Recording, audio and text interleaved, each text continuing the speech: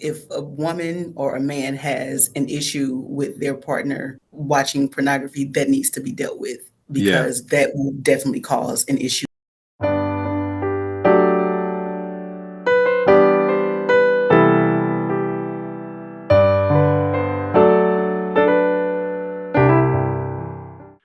Welcome to Heart to Hearts. I'm Terrence Hardge with my co-host and little sister Grace. Grace, how are you today?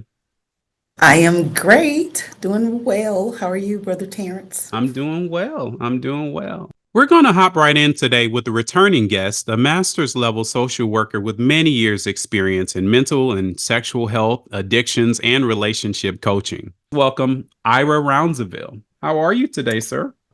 I am fantastic. Thank you for the introduction. Good to see you guys. Absolutely. Hello. I want to delve into something that may be a bit of a difficult topic. Today, I want to deal with the issue of pornography. I remember as an adolescent teenager, I recall my first exposure to it. In that day and age, we would hide magazines or locate videos. This behavior leads to addictions, and I'm concerned about the easy access the world has to just about everything. Do you think people are more prone to pornography addiction today than they were some 30 years ago or when I was an adolescent? Oh, 100%. I mean, access is the key word, right?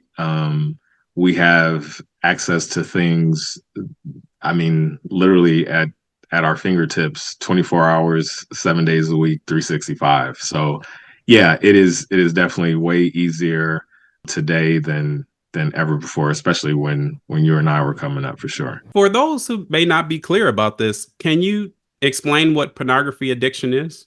So, like any other addiction, it is your inability to disconnect from something where you feel like it has to be a part of you, like you can't resist it. There's an inability to shut it off. It becomes a fabric of your everyday being, and more than habit, it becomes necessity. Right. And so it is something that you feel like you can't live without, and you pursue it as if you can't live without it. You might not cognitively think that I can't live without it. As a matter of fact, you may tell yourself that you can, but behaviorally, you pursue it and you have an inability to disconnect from it or to resist tapping into it. I'm heavily involved in the men's ministry at our church. I get a chance to minister. I also mentor young men, and I have other men that I'm friends with. Hmm. And this is an issue that people really struggle with. But I've also seen people be delivered. And Hmm. I thank God for the grace to walk in his deliverance. When I minister, I often say, I am the delivered that the enemy tries to keep bound. I believe that the blood of Jesus sets us free from sin. And I realize that everybody out there who's watching isn't a believer. I can only give my testimony. I believe that Jesus sets us free from bondages, not only porn, but other things. But that's my mentality as a believer. I'm wondering if you think the world has sort of normalized the use of porn. Maybe they don't think it's a sin. Is it normal out there? Or what are your thoughts on that? I think that there has been a level of normalization. But again, when you put it in the context of it being sinful or not, then that's where the discrepancy is going to come, right? And so it's the proverbial, boys will be boys. Although females engage in pornography as well, but the thing is that there is a level of normalization behind it, because if you really consider, for the lack of a better term, the people behind the camera, traditionally it is going to be men. It is going to be men who are going to push out pornography and kind of be the catalyst for allowing this to happen. And so systemically, we look at our world, look at our country, is run by men. And so the normalization of that becomes, because again, where is the message coming from? Where are the people who are perpetrating the use and the access of this? Who's doing it, and who is it actually catering to? Right. So to your point, yeah, there is a sense of normalization to it, because on the one hand, for the man, it satisfies a need or scratches an itch, and for some women, particularly if you're in front of the camera, unfortunately, there's a level of validation and there's a level of value that they see because they present themselves in this way. That's really good. I like what you said about satisfying a need because a lot of times people are trying to satisfy a legitimate need, but they're just Mhm. trying to satisfy it in an illegitimate way. Mm-hmm. I think about the word intimacy, and I've heard that kind of spelled out as into me see. So people can be throwing themselves into images that are on the screen just for the sake of feeling intimacy Mm-hmm. or for whatever feeling, they want Mm-hmm. in that moment. Mm-hmm. You also mentioned women as it relates to this, and I've known of women who've been addicted to pornography, but I know we tend to be more visual creatures. I'd like to get your input, Grace. Do you think that this is a big issue for women as well as men? I think it is more of an issue than people think. I think it is more acceptable for men. And this is kind of aside from what your question is. I actually have a question. So when you talk about pornography being an addiction, that's one thing, and it's kind of separate from just watching pornography, right? So is watching pornography, whether it's an addiction or not, even healthy? And if not, why?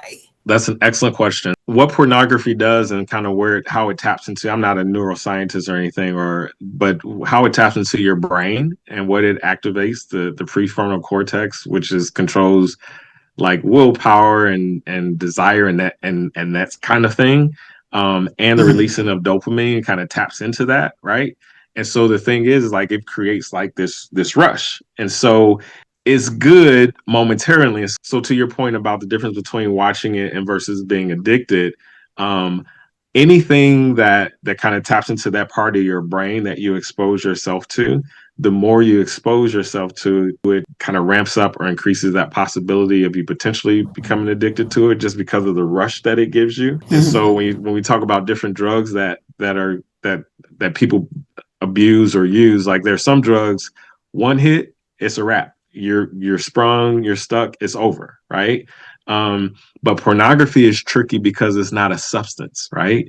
It's an eye gate drug, it's an eye gate addiction. But again, it taps into a part of your brain that just says, give me more, give me more, give me more. And you keep searching for that. And then when it's so fantastic, like Terrence, you alluded to it earlier, it becomes these unrealistic expectations, and you're not living in reality anymore. And so, can you watch pornography and be okay? Sure, right? But again, when that proverbial seed is sown in your brain because you've seen something that you might believe or might think you can reproduce in real life, and then you put yourself in a situation, you think that that moment is going to replicate what you just saw, and it's like, wait, this isn't matching, right?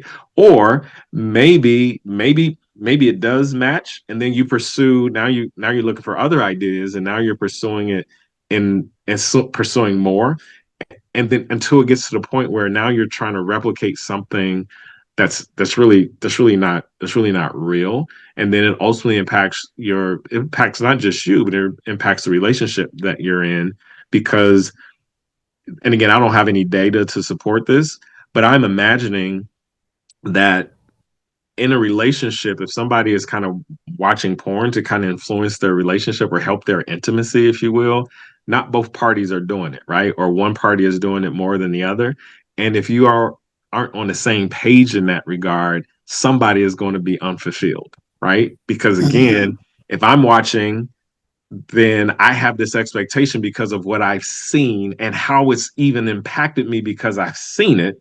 And now that I'm in the moment, I'm expecting to get that same feeling. Again, my brain is saying, hey, I'm doing what I saw. I'm doing what I saw in the movies.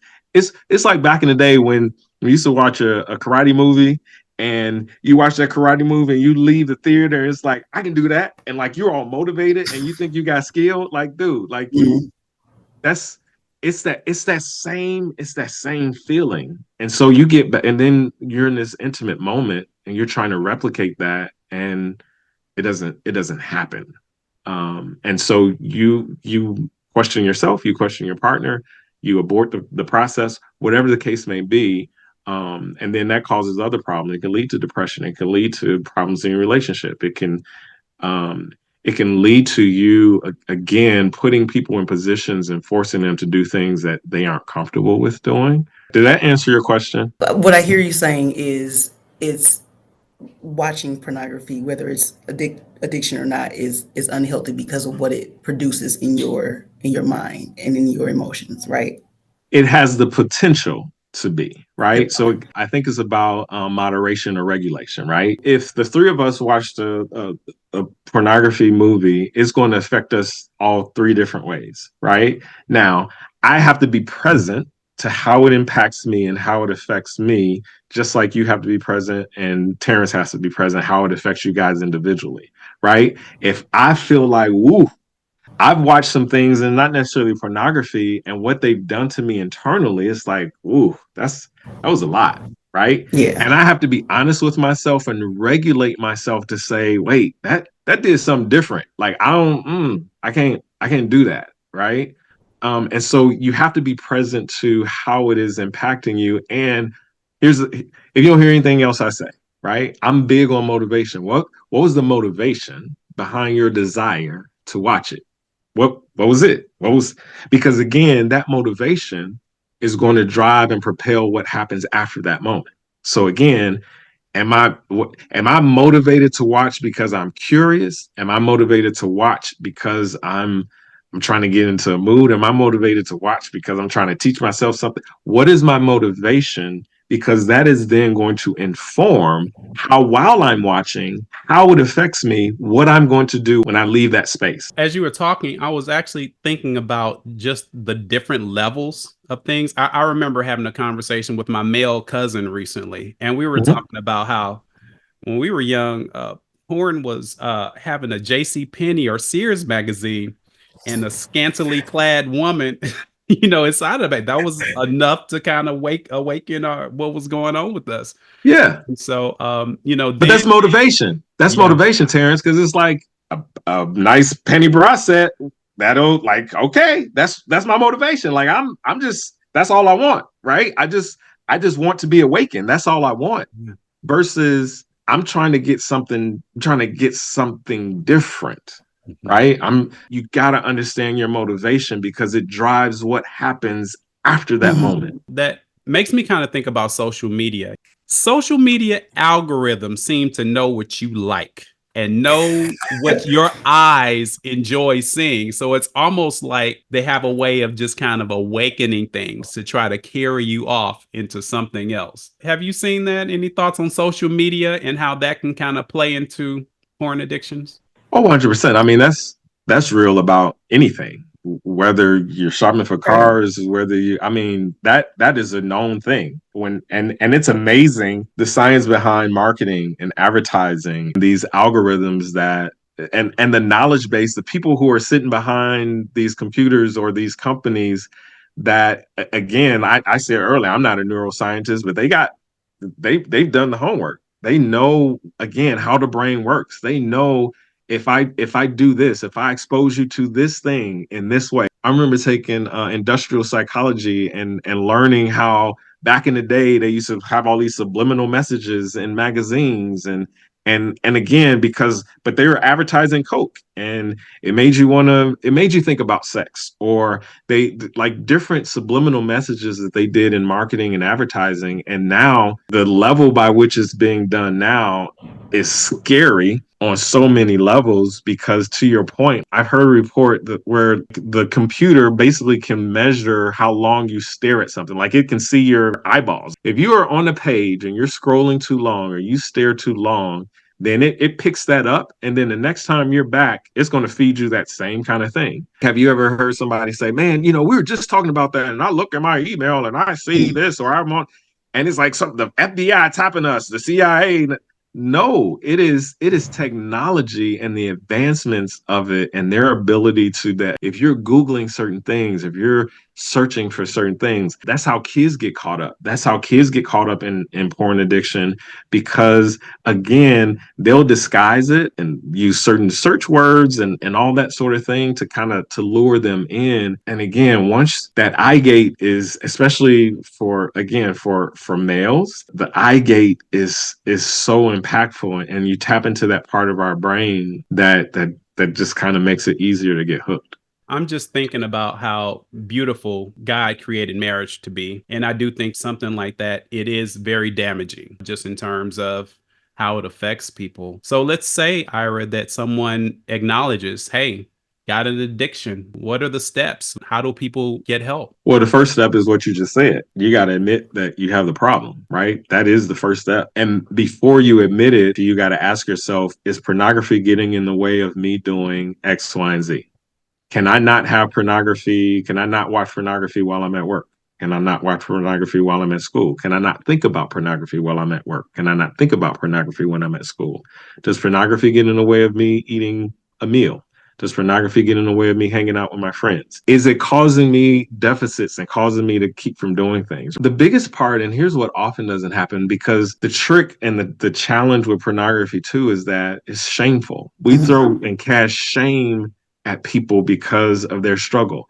I said it before, an addiction is an addiction. It doesn't matter whether it's pornography, whether it's drugs, alcohol, shopping, eating. An addiction is an addiction. In society, we've been socialized to just jump on people for certain things. We highlight the big sins, right? And we make them, that's the sin of pornography. Except nobody really talks about domestic violence like that, right? It's still a sin, right? So in this regard, it's important. The next step to do is to ask for help. Even if you don't know where to go, you tell somebody, confide in somebody, and to say, if you can, like, I'm struggling. I think I have an issue. And the same way that you access pornography is also the same way that you can actually access help, right? So today, more than ever, you have mental health apps where you don't even have to go to an office. You can do just what we're doing. You can get therapy. You can get telehealth therapy. Yeah. You can Google pornography addiction therapist and they'll populate. Here's the caveat to that. If you seek therapy, therapy is like finding a good partner, right? So the key word is partner. Just because I'm interested don't mean I'm for you. Sometimes you may get to somebody who say, hey, this is what I specialize in, but they may not work for you. That don't mean that therapy is not going to work for you. You keep searching until you find somebody that can support you. Because again, when you're addicted, it's real easy to tap out and say, oh, it didn't work. I tried. I was there for an hour and I went home and I watched a whole bunch of stuff. Or, oh, that person didn't understand me. And so therapy, nope, it's like a partner. And you're going into a relationship with somebody where you're being vulnerable. That takes time. Give yourself an opportunity and don't tap out because it didn't work the first time or it didn't work with the first therapist that you connected with. That's really good, Ira. And I appreciate that practical advice that applies to everybody. You talked about the shame that's associated with it. And just from a spiritual standpoint, I tell the men at my church that I kind of work with, don't be ashamed to invite God into your dark places, whether it's pornography or something else. He's a healer. He's a restorer. I'm a believer in Jesus Christ, and I believe he can set us free from anything. For those that are too sanctimonious, who say, oh my goodness, I can't believe you struggled with pornography. What a great sin. I like to remind them about Paul in the Bible, who was guilty of murder. He was murdering Christians until God turned him around. So there's no situation that he can bring us out of. And we should be careful not to operate in shame and disgrace. And we can invite him into those situations. I wanted to turn the corner and just ask Grace, from a woman's point of view, since there are a lot of men who struggle with it. Do you think that this would cause insecurities for women when they have a man who's constantly looking at those images and maybe need those images to perform? Thank you for asking me that question, because I actually want to say, I know we're talking about addiction, but we also have to think about the fact that pornography can cause issues in general, especially in a relationship. I know me personally, if I'm in a relationship and my husband is watching pornography, that is going to make me feel some type of way, and that is going to cause an issue within our relationship and with our intimacy. We say addiction, if you're thinking about it at work, Ira, you said if you are constantly doing this thing, even if you're not constantly doing this thing, if you're doing it and it's causing an issue in your relationship, that's something to be dealt with as well. I don't know, I could be wrong, but I'm not sure there is a relationship where there's a place for pornography, not a healthy one. I could be wrong, but that's just my opinion. I know for me in a relationship, in my personal relationship, it wouldn't be a place for that without it being an issue. I think that's a good point, Grace. But I'll also say that again, in a relationship, it's about being on the same page. Relationships work because Right. you're moving in the same direction. And so there may be those relationships where the couple, the partners are good with the pornography. But Yeah, yeah. I'm gonna go back to motivation though, right? Okay. Mhm. So the deal is that is so it's just like if you and your partner are into football, right? You watch a football game together, or again, is that what you use to kind of bring your relationship together? Is that the thing that you rally around? But just like I gave you the example earlier, if the three of us were to watch porn, it's going to affect us in three different ways. If a couple is saying, "Hey, we use porn as a form of entertainment. We use porn as whatever we use it as." What happens if it's, the people who are featured in the pornography that is actually the couple, right? Do they bring their work home with them? You know what I'm saying? so so it's I here's how I live my life. I don't put anything past anyone. And so the deal is what worked for you may not work for me. And if it works for you, amazing. Fantastic. But I'll always ask the question though, what's the motivation? Right. And where's that, what's kind of spawning that? And pornography does get a little tricky. Just like there are people who are swingers. There are people who have open marriages and open relationships, and they're okay seeing and introducing and sharing with other people, right? And so like that's real, that exists, and people And let me, I want to, that's what I'm saying. Like if it's one sided, if a woman or a man has an issue with their partner watching pornography, that needs to be dealt with yeah. because that will definitely cause an issue within. Now, if you are on the same page, like you said, you do you. But Yeah. But I would even I push feel back like against women, that. I would even push back against that. What if I'm on the same page just to keep you? Not because I want to be.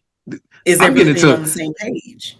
Well, I mean, if because and that's yes. And I think I'm introducing this is another podcast topic, but what does sacrifice mean, right? And so when we talk about being in a relationship, there's compromise, right?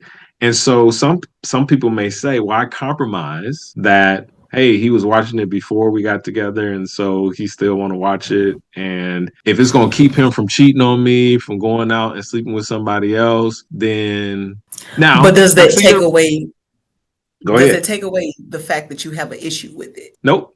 But now we jumping back to last week with how we with divorce and how we stay in relationships for so long, and again you run past those stop signs, right? And how do relationships truly grow and truly maintain and stay together?